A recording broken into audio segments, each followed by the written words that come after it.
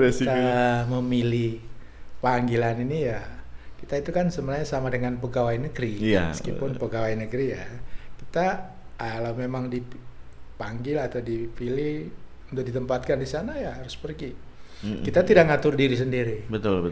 Jadi sejak selesai seminari tinggi ditabiskan, kami sudah diatur. Ini akan ditempatkan di mana saja. Tanpa sepengetahuan kami, saya misalnya. Jadi ya pas diumumkan kamu ke sana ya sudah pergi. Ya saya ke sana, ya tugas sana ya 5 tahun pertama itu di Kepulauan Keis itu.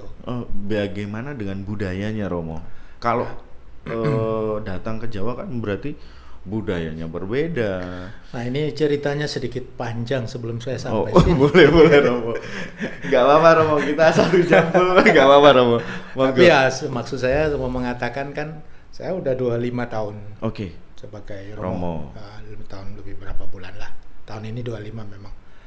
Saya 5 tahun itu di Kepulauan Kei itu. Iya. Dengan budaya Kei. Sesudah di sana selesai itu saya pindah ke Sulawesi Selatan. Oke. Di daerah yang umatnya kita umumnya Toraja di daerah Saluampak persis. Saluampak. Sulawesi Selatan bagian pantai selatan sana. Saluampak itu umumnya umatnya orang Toraja. Budaya lain. 3 tahun. Sesudah itu 3 tahun itu saya dipindahkan di Kota Makassar. Kota Makassar itu tepatnya di paroki Mamajang. Di Kota Makassar itu. Saya juga 3 tahun di sana ya, orang berbeda-beda, ada Chinese, ada Flores, ada juga. Saya 3 tahun. Sesudah 3 tahun di situ saya pindah ke Sulawesi Tengah. Sulawesi Tengah itu daerah Luwuk namanya, Kabupaten Luwuk Banggai waktu itu. Luwuk ya di situ juga umatnya terdiri dari macam-macam suku. Ya. Sesudah 3 tahun ya, 3 tahun itu persis. Saya kembali lagi diminta pindah ke Malukunya. Balik lagi. Tapi ke daerah yang paling tidak di Pulau K tadi ya? Tidak, sebelah Pulau K sekarang. Kepulauan Aru. Mungkin kalau lihat di peta itu dia di dekat Australia itu, Kepulauan Aru itu. Dobo persis, kota Dobo. Kota Dobo. Di sana ya budaya lain lagi. Budaya orang Aru namanya. Dia sedikit dengan Papua bagian mana itu barat kan. Nah, saya di sana 6 tahun. 6 tahun. Nah, saya sudah 6 tahun di sana ya baru pindah ke Jawa. Langsung ke belum. Belum. Saya ke sana dulu ke Karanganyar. Karanganyar Kebumen. Yeah. Sebenarnya itu tempat transit. Transit karena waktu itu ada perpindahan, saya diminta ke situ dulu. Ada kekosongan ya. Tapi tidak sampai, saya 1 tahun lebih aja di situ, lalu tiba-tiba diminta datang ke Kutoarjo. Gitu. Hampir 3 tahun lalu. Sehingga lalu mulailah saya di Kutoarjo. Jadi dalam perjalanan ini memang ada macam-macam budaya. Tapi kalau bagi saya sebenarnya ya mungkin itu juga bukan soal kelebihan, tapi saya sebenarnya bisa menyesuaikan. Baik itu ya sebenarnya sih bahasa bisa juga, cuma saya belum tekun untuk misalnya menekuni bahasa setempat ya, tapi bisa. Saya tidak rasa gimana makanan juga.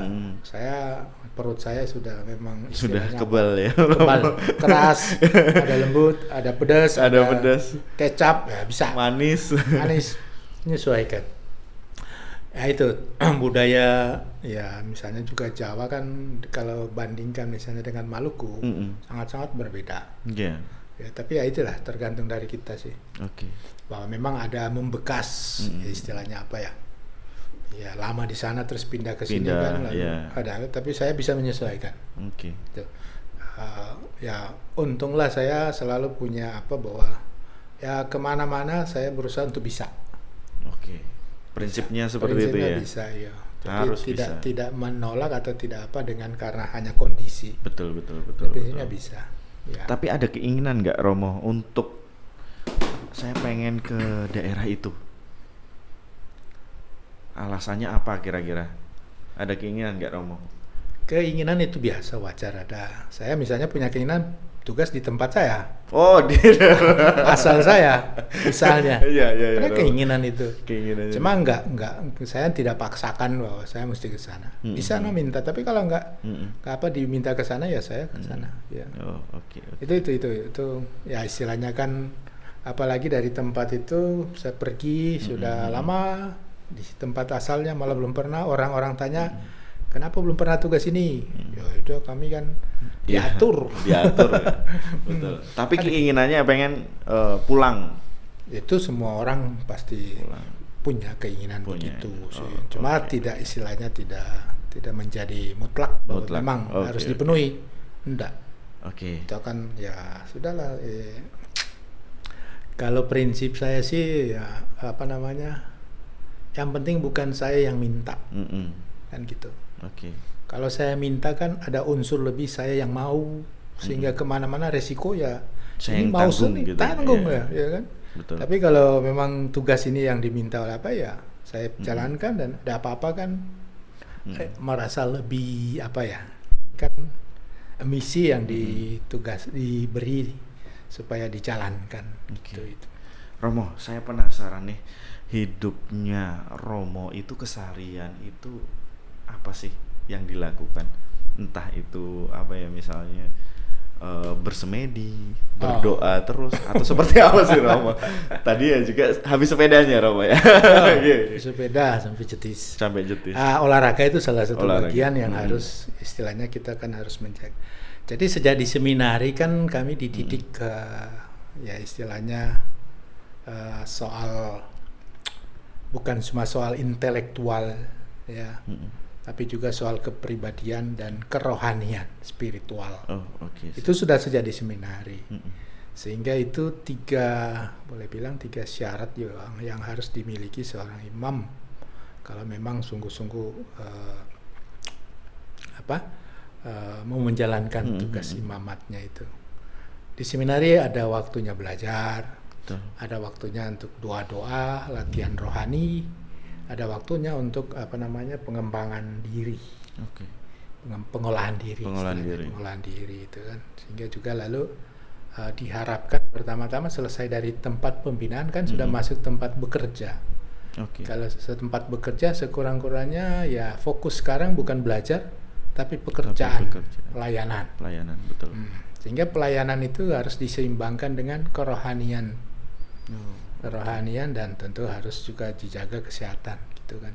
Sehingga aktivitas selain ada pelayanan rutin tuntut ya tuh boleh bilang kewajiban tugas katakanlah gitu tiap hari, tapi juga harus diisi dengan itu tadi mengembangkan spiritual dalam bentuk doa. Ada doa pribadi, ada doa bersama. Tapi dalam gereja Katolik untuk misalnya para romo, para imam itu untuk kebersamaan itu selalu ada dibuat misalnya rekoleksi, ada retret setiap tahun. Setiap tahun itu retret. Retretnya itu perangkatan dalam atau per paroki gitu. Kalau misalnya di keuskupan dibuat satu keuskupan semua imam. Ya, tinggal tergantung kalau banyak biasa dibagi, tapi kalau dijadikan satu. Jadi entah yang senior ataupun yang masih muda, dibuat itu. Itu salah satu ya bagian yang selalu dibuat untuk menjaga keseimbangan spiritual dan ya tentu jasmani ya. Tentu ya diharapkan juga seorang imam tetap menjaga kesehatan dalam pelayanan kan ya, kalau sehat tentu lancar. Gitu. Betul. Makanya ada waktu-waktu untuk olahraga, ada waktu untuk rekreasi gitu. Jadi ya diharapkan orang yang istilahnya selesai pembinaan dia sudah dewasa secara intelektual, dewasa secara spiritual, dan dewasa secara pribadi. Kepribadian. Oh ya Romo, kalau khotbah itu berarti harus memang benar-benar direfleksikan terlebih dahulu, atau memang pada saat misa itu saya baca, Romo baca, habis itu Romo khotbah gitu.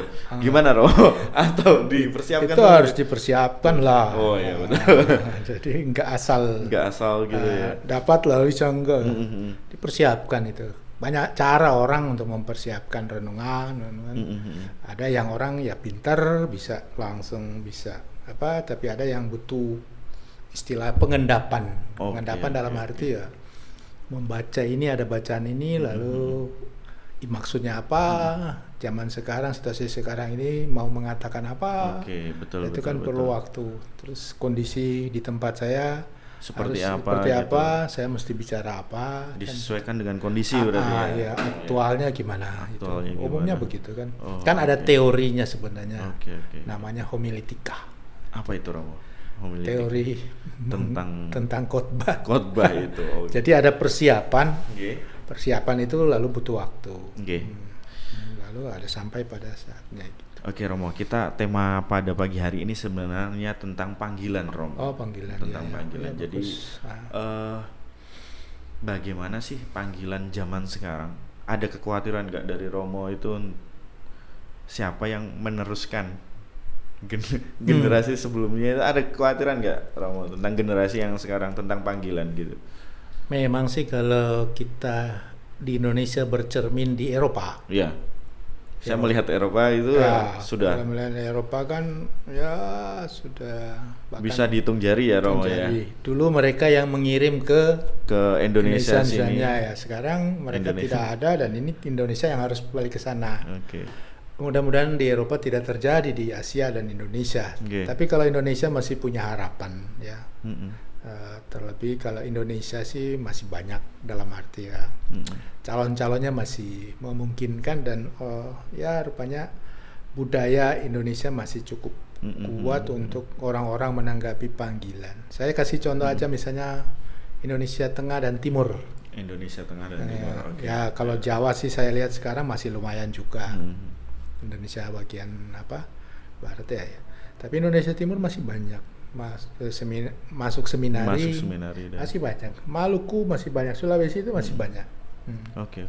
Jadi kalau ya ke depan saya masih cukup optimis, meskipun tetap harus diperjuangkan karena tidak selamanya yang banyak itu bisa jadi juga. Sehingga juga ya mudah-mudahan, dan kalau umat selalu mendoakan dan selalu ada calon. Kalau kita kembali lagi misalnya atau lihat lagi ke arah Nusa Tenggara, NTT, banyak sana. Banyak. Kadang ditabiskan jadi Romo itu puluhan ya. Banyak. Jadi masih lumayan lah. Harapan masih baik untuk Indonesia ke depan ya. Kalau Purworejo sendiri, Purworejo atau panggilannya? Ya kalau lihat sih masuk seminari memang kurang ya. Itu khususnya untuk calon imam. Umumnya tempat lain. Ada yang calon, saya tidak tahu yang ada di seminari Mertoyudan. Kalau dari Purworejo nggak tahu ya, saya nggak paham, nggak kurang. Tapi memang mungkin daerah-daerah ini kurang. Kemarin yang calon imam Projo Keuskupan Purwokerto ya ada dari arah sana, malah daerah sana. Gombong, Kebumen. Kebumen ke sana, ke sana ya. Ke Purworejo ya jarang ya. 2 tahun kemarin ada yang sudah tabisan memang dari Purworejo gitu. Saya tidak tahu ya, mungkin juga perlu digenjot untuk di sekolah-sekolah Katolik yang ada di Kabupaten Purworejo. Betul sekali. Promosi, terlebih promosi. Cuma tidak tahu sih kalau seminari sih. Soalnya kan kalau lihat di sini kan sini banyak ada seminari, tapi banyak tempat yang masih subur juga panggilan untuk Jawa Tengah. Iya, untuk Jawa Tengah terlebih. Memang kalau Purworejo ya sebenarnya juga Purworejo termasuk daerah istilahnya Katolik yang sudah tua. Ya mungkin generasi kali lalu udah banyak. Termasuk di MSC banyak yang dari Purworejo. Tapi sekarang ini agak menurun. Sekarang ini mungkin menurun ya. Calon-calonnya dari sini. Kutoarjo ya itu lagi sama. Kali lalu ada tahun ini ada satu mau masuk sih, tapi ya mungkin belum terdampingi dengan benar.